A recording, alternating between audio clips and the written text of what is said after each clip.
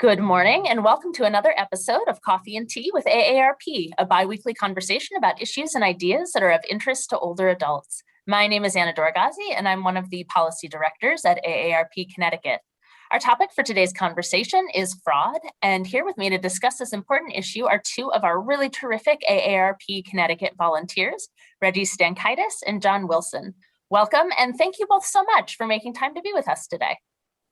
Thank you for having us. It's really an honor and a privilege to be here to discuss such an important topic. Yes, thank you very much, Anna.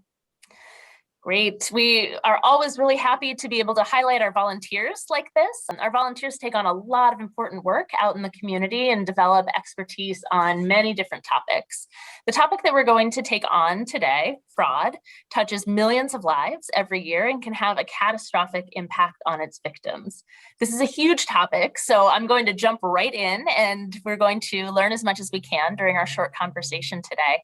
So John, let's start with you. You are an AARP Connecticut volunteer with the Fraud Watch Network team.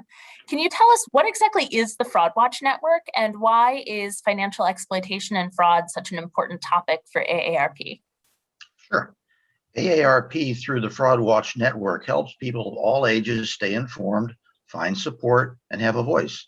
This is an online, on-the-ground strategy equipping you with reliable, up-to-date information and alerts in fraud prevention resources to help you stop and spot a crime to protect you and your loved ones. We provide support through the AARP Fraud Watch Network helpline and create a platform for the consumer voice by advocating for laws and regulations to stop scams. We can only do this by all of us working together to share what we see and experience with others.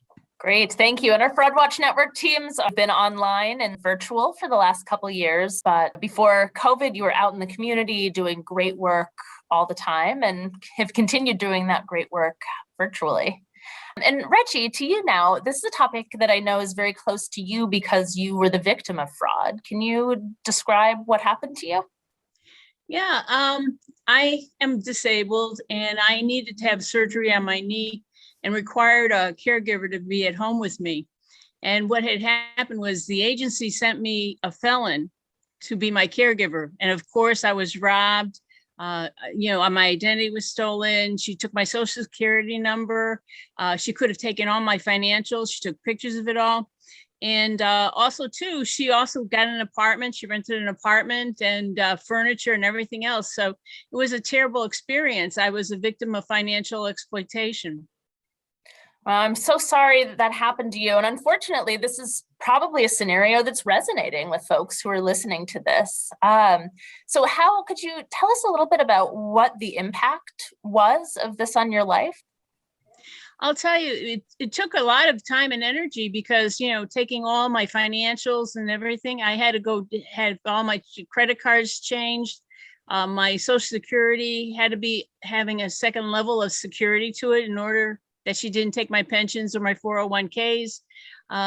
It traumatized me actually, because, you never know if she's going to be coming through the window or, I had to have the security put in and so forth. It was just a very traumatic experience. I was frustrated. I was angry. I didn't know what to do. There was nowhere for me to turn. And luckily, one of the state agencies recommended turning to AARP to help me out. And that was a great savior for me because it allowed me to be angry enough to say, hey, this can't happen to other people as it happened to me.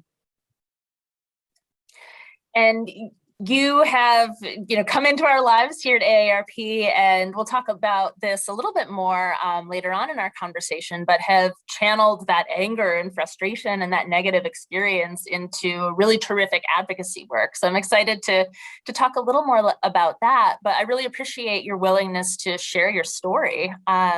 I think it's important for people to know that if they've had a similar experience, they're not alone. This is something that's happening to a lot of people in Connecticut and throughout the country. And we know that millions of people are the victims of fraud every year. So John, when people are concerned that they have been victimized in a fraud, what should they do? What should their next steps be? Well, the first thing you should do is immediately call your local law enforcement. Then share what you experienced by going to the AARP Fraud Watch Network Scam Tracker Map. You can find it by going to www.aarp.org/fraud watch network to let people in your area know what to look for based on your experience. For support, you can contact our AARP Fraud Watch helpline at 877-908-3360, or our trained team of fraud volunteers are there to help you navigate to a next step of help. We also have a program called the REST program that provides you with emotional support that we find is so needed after someone has been targeted or victimized. Great, thank you. And I think, Reggie, your experience was a very personalized, someone who had come into your home as a caregiver, victimized you. But we also know that sometimes there are very organized efforts around some of this fraud. And the Fraud Watch Network does a really great job of staying on top of the latest scams and keeping people informed about what they should be on the lookout for. One of these organized scams that I've been hearing more about recently is called the gift card scam. And John, I'm wondering, could you tell us a little bit more about what this is? Sure, Anna. Gift cards are the most common form of payment in scams since 2018, according to the Federal Trade Commission. This is a form of payment we find in imposter scams. The scammer claims to be from a government agency, a utility provider, tech support, or even an online romantic interest. They get their target under the ether by manipulating their emotional state, by creating urgency to take immediate action. They tell their victim to get a specific gift card or electronic voucher, and then share the numbers off the back of the card or by sending a picture of it. The scammer quickly converts the card balance into cash and other currency, and then they are gone. Gift cards are not for payments. Anytime someone directs you to pay a debt or obligation with a gift card, it is a scam. Variations of this scam are popping up as the headlines change. Go to www.aarp.org/gift cards to learn more as we learn more. Great. Thank you. Thank you for sharing some information about that gift card scam. And right now we're in early spring as we're recording this conversation. I've been putting it off, but I think a lot of people out there are probably thinking about taxes. So I've heard of scammers calling people and saying that they're from the IRS or another government agency. How can you tell, especially this time of year when people have taxes on the brain, how do you know if a phone call that you're getting from the IRS is real? Well, the IRS scam occurs when a criminal steals your Social Security number and files a tax return in your name to claim a fraudulent refund. Taxpayers should file their returns as soon as they receive all necessary paperwork. If you receive a call or email from someone claiming to be from the IRS, hang up or do not respond. The IRS will not call you. You can find the IRS office phone number if you're concerned by going to www.irs.gov, and you can check with them directly and not call any number given by whoever is on the other end of the telephone. Any number showing up on caller ID can be spoofed or changed. This is a tactic used to get you to pick up the phone and give the scammer access to more of your information. Oh, that's so savvy. It's so frightening to know just how smooth some of these scams are, and the efforts that scammers go to make these sound like legitimate inquiries. And it seems like a lot of scammers make some of these initial contacts over the phone. So what would you advise people to do if they receive a phone call that's making them uncomfortable, or if they're on the phone and somebody's pressuring them to provide information that just doesn't quite feel right? Well, the first thing is, if you don't recognize the name on a caller ID, don't pick up the phone. Let it go to voicemail. Or if you do answer, hang up, or better yet, come up with a refusal script that works for you. Have it ready to go and feel empowered to hang up. They called you. You didn't call them. Yeah, I think that's great advice. I know just in my own experience, I can feel so uncomfortable sometimes and think, oh, well, I want the person on the phone to like me. I want to, do what I'm asked to do. But you make a great point that they reached out to you and you do not owe them any of this important personal information. So really, really good advice. And And Reggie, we were speaking earlier about your experience as a victim of fraud. And I was wondering, you mentioned earlier how you've taken that experience. One of the impacts on your life was how you turned some of that anger and frustration with that experience into advocacy. So we're recording this session again, in tax season, but also during the legislative session. And you recently testified on 2 bills related to fraud and financial crime. Could you tell us a little bit about these 2 pieces of legislation? Sure. I think probably what stimulated me most was that if it happened to me, it's going to happen to everybody else that's out there as a senior. And so it was very important for me to be able to be part of this effort to get this legislation going. One act was that deterring fraud and abuse perpetuated against senior citizens. That would be asking the state to be able to fund more state agencies, giving them more power to be able to help people that were neglected, exploited, and abandoned by relatives or caregivers, in my case. It also shows that the potential investigating potential abuse of elderly people and not having this Department of Social Services have more than 25 cases at a time, because, with a load like that, you're not going to be able to cover everything and do a thorough job on that.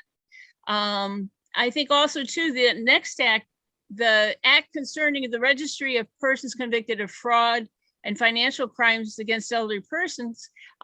If there was a registry made out there now for me, I wouldn't have been in such a situation. And I think it's very important to have something like that in the future for not just the victim or the person that needs the help, but also too for family members and whoever else is helping out the individuals, that they know who they're playing with and who they're dealing with, and not to let them into their homes or into their nursing homes as well. That's so important, and we're really excited that you were able to bring your personal experience into the legislative process. I think it's so helpful for lawmakers to understand that this isn't hypothetical, that there are people right here in Connecticut who are having the experience that you had of someone coming into their home and really just wreaking havoc on your life. And also there are people in Connecticut who have experienced some of the scams that John was talking about earlier. So there's a lot of great important work that needs to happen on these issues. And as I just mentioned, it's so important for legislators to hear from people who have been personally impacted. Do you have any advice for folks who are listening today who have experienced fraud or who care about this issue and want to support the legislation that you just described? Well, I would say the most important thing would be to reach out to their legislator or representative, state senator, because they won't know or hear about it unless they could put a face to the crime. And I think it's very important that we reach out to them, that they're aware of these 2 bills that are out there, and that they let them know that they were impacted by them.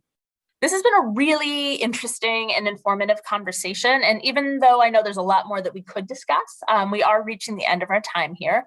But before we wrap up, do either of you have any final thoughts or resources that you would like to share with folks who are listening today? Yes, go to www.aarp.org/Fraud Watch Network for information, and 877-908-3360 to reach our helpline.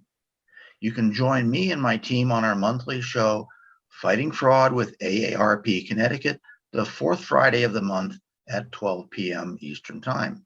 You can find it by going to our AARP Connecticut Facebook page or YouTube channel. Watch our romance scams and gift card scam shows on demand at any time. Great. And Reggie, any final thoughts or comments from you? My thought is that everybody should be aware that it happens to people and not to be afraid or embarrassed. I think a lot of seniors are embarrassed that they were scammed or they were financially exploited. And I think it's very important for them to get in front of their legislators and talk to them and let them see a face to the crime. And that will help move and stimulate things along.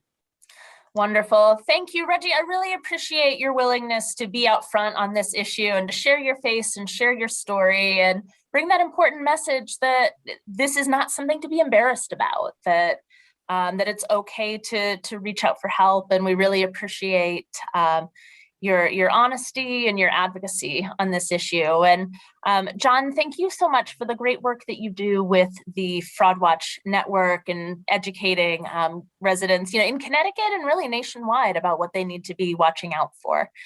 So thank you both so much, Reggie Stankaitis and John Wilson, for taking the time to be with us today. And thank you to everybody who tuned in for this week's episode of Coffee and Tea with AARP. We hope you'll join us again in 2 weeks for another episode. And in the meantime, you can visit aarp.org/CT events to learn more about some of the great events and learning opportunities that we have coming up in the next few weeks. Thank you again, and we hope that you'll join us soon. Have a great day.